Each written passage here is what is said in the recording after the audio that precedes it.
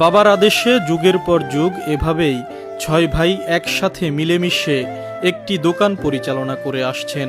শুধু তাই নয়, তারা এখনও একই বাড়িতে বসবাস করেন এবং একই হাঁড়িতে রান্না হয়।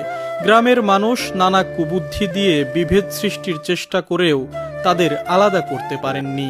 বাবার আশীর্বাদ আছে, সেইভাবে আমরা ছয় ভাই মিলেমিশে চলছি। তবে এই অসম্ভবকে সম্ভব করার পেছনে তাদের স্ত্রীদের ভূমিকাও অপরিহার্য।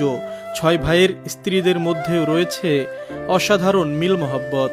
আমরা যেরকম ছয় ভাই একসঙ্গে চলাফেরা করছি, মিলেমিশে আছি, আমাদের যারা ওয়াইফ তাদেরও মন মানসিকতাটা সেরকমই, যে সবাই মিলেমিশে একসঙ্গে যাতে থাকা যায়।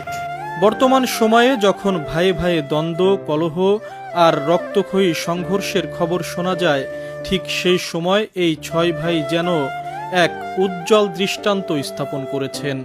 এদের বাড়ির ভিতরে অনেক সুন্দর মিল, কেউ সাথে কেউ রাগারাগি করে না, খুব সুন্দরভাবে এরা জীবনযাপন করতেছে। এরা যে রকমের কয়টা ভাই মিলটাল হয়ে দোকান চালাচ্ছে, এই রকমের মিলটাল দেখা যায় না।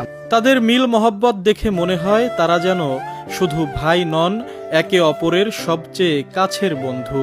ছোটবেলা থেকে শুরু করে এখন প্রায় সবাই বৃদ্ধ বয়সে পৌঁছেছেন, তবুও তাদের মধ্যে কখনো ঝগড়া বিবাদ কিংবা মারামারি হয়নি। তারা কটু কথা বলতে জানেন না, বরং একে অপরকে সম্মান ও শ্রদ্ধার সঙ্গে কথা বলেন।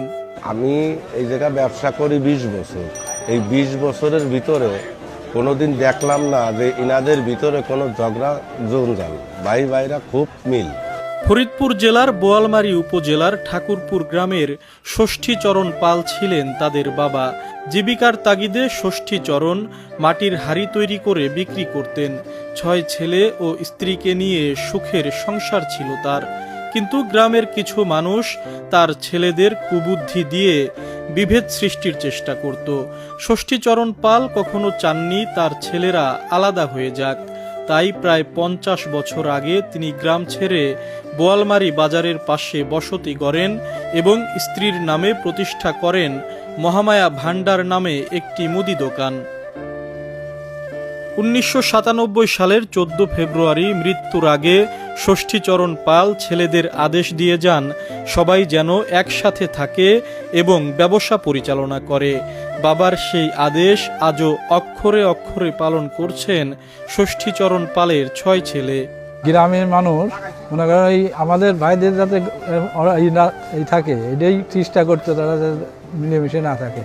তারপরে আমার বাবা তখন বাবা তখন বেঁচে আছেন, তখন এই যে